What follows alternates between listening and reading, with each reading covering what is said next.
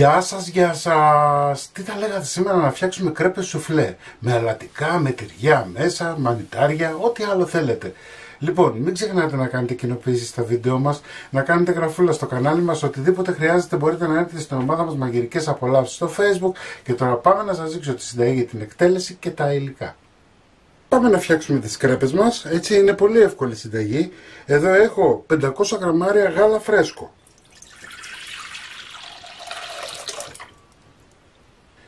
Θα βάλω 2 αυγά, 50 γραμμάρια βούτυρο, το βούτυρο να είναι σε θερμοκρασία δωματίου, 1 κουταλιά του γλυκού ζάχαρη, μισό κουταλάκι αλάτι,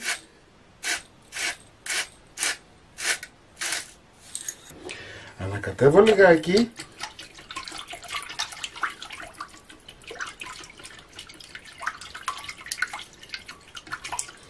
και θα ρίξω και 180 γραμμάρια αλεύρι, αλεύρι για όλες τις χρήσεις.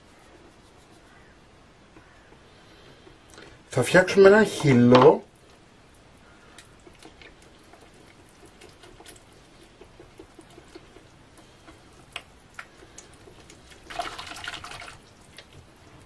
ανακατεύουμε πάρα πολύ καλά να φύγουν οι σβόλοι που μπορεί να έχουμε από το αλεύρι και είμαστε έτοιμοι. Λοιπόν, έχουμε ένα τηγάνι, εντάξει, ψεκάζουμε λίγο, 1 κουταλιά του γλυκού βάζετε, δεν βάζετε παραπάνω, αλείφουμε με ένα πινέλο.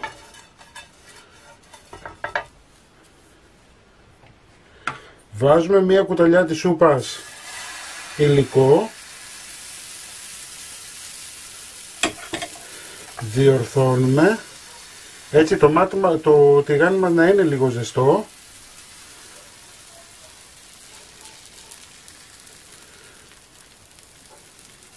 Λοιπόν, και εφόσον διορθώσαμε ανοίγουμε τη φωτιά μας χαμηλά και περιμένουμε να τηγανιστεί. Δεν χρειάζεται, ξεκολλάει αμέσως. Βλέπετε ότι το τηγάνι που έχω δεν είναι κάποιο ειδικό τηγάνι. Έτσι. Ξεκολλάει μόνο του, δεν έχει κανένα πρόβλημα.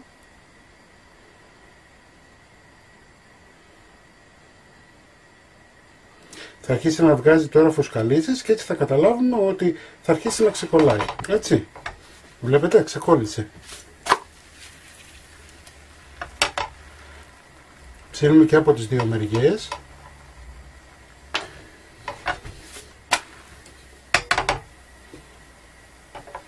Μόλις αρχίσει και βγάζει αυτά τα καφέ, τα στεγματάκια που βλέπετε, ξέρουμε ότι η κρέπα μας είναι έτοιμη. Λοιπόν, κλείνουμε τη φωτιά, παίρνουμε την κρέπα. Εφόσον λοιπόν έχουμε τις κρέπες μας έτοιμες, πάμε να βάλουμε, θέλουμε τυριά που λιώνουν για να φτιάξουμε το σουφλέ. Εντάξει, εγώ έχω επιλέξει να βάλω παρμεζάνα. Έχω επιλέξει να βάλω τσένταρ, έτσι μπορείτε να βάλετε ό,τι τυρί θέλετε, γραβιέρα, κασέρι, ό,τι τυρί θέλετε. Ανακατεύουμε λιγάκι. Λοιπόν, θα βάλουμε 200 γραμμάρια ζαμπόν, 200 γραμμάρια μπέικον. Μιλάμε για ένα πλούσιο φαγητό, ναι, παχαίνει, αλλά εντάξει, μία στο τόσο πιστεύω ότι και μία συσκευασία μανιτάρια. Πάμε να ανακατέψουμε.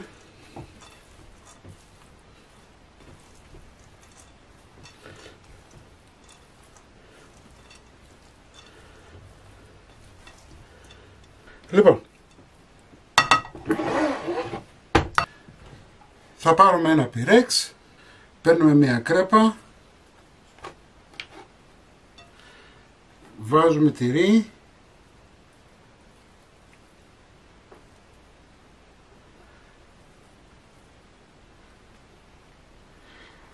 το πυρέξ αυτό συνήθως παίρνει 8 κρέπες, έτσι, δηλαδή μία δόση θα την πάρει, τη λύγουμε, εντάξει, και βάζουμε στο πυρέξ μας με κάτω την κάτω μεριά, εκεί που τελειώνει δηλαδή, τώρα θα σας δείξω, βλέπετε,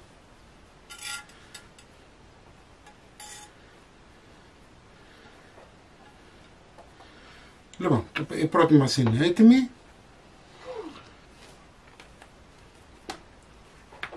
Καλό είναι να μην το βάλετε εδώ στην άκρη. Καλό είναι να τη βάλετε σε όλη την επιφάνεια της κρέπας.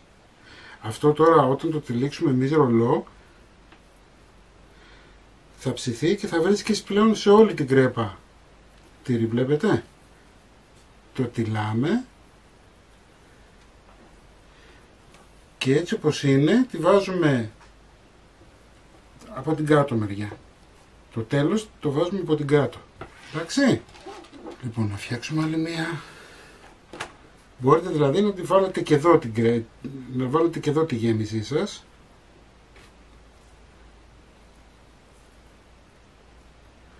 Ποσότητες δεν σας λέω, σας τις αφήνω στην κρίση σας, βάζετε όσες θέλετε εσείς, όσο τυρί θέλετε εσείς, εντάξει.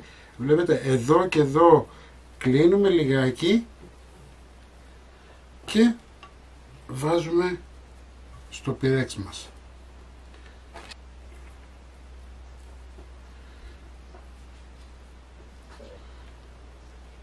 Εάν σας περισσέψει για οποιοδήποτε λόγο γέμιση, έτσι, δεν υπάρχει πρόβλημα, την βάζετε στο ψυγείο και τη χρησιμοποιείτε σε κάτι άλλο. Όπως και τις κρέπες μπορείτε να τις φτιάξετε και να τις βάλετε στην κατάψυξη, δεν παθαίνουν τίποτα.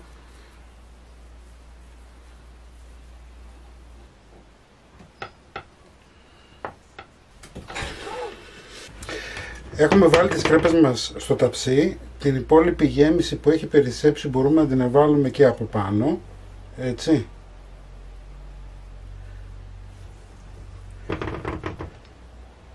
Έτσι κι αλλιώς θέλουμε για να λιώσει.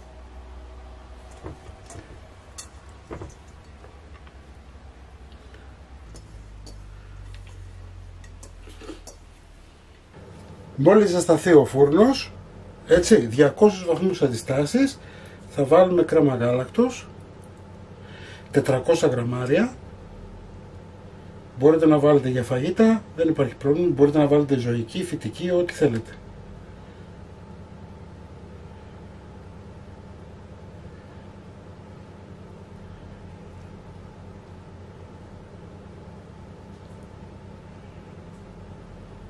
Λοιπόν, και πάμε τώρα για ψήσιμο, έτσι μέχρι να δείτε από πάνω να κάνει ένα χρυσό χρώμα, να λιώσουν τα τυριά γύρω στα 40 λεπτά, εκεί περίπου θα πάρει. Τώρα δεν χρειάζεται να σας πω τίποτα άλλο, εντάξει.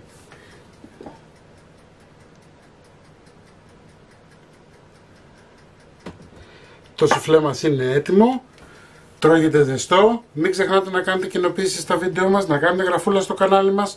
Ό,τι θέλετε μπορείτε να δείτε στην ομάδα μας Μαγειρικές Απολαύσεις στο Facebook και εμείς θα τα πούμε πάλι με ένα επόμενο βίντεο.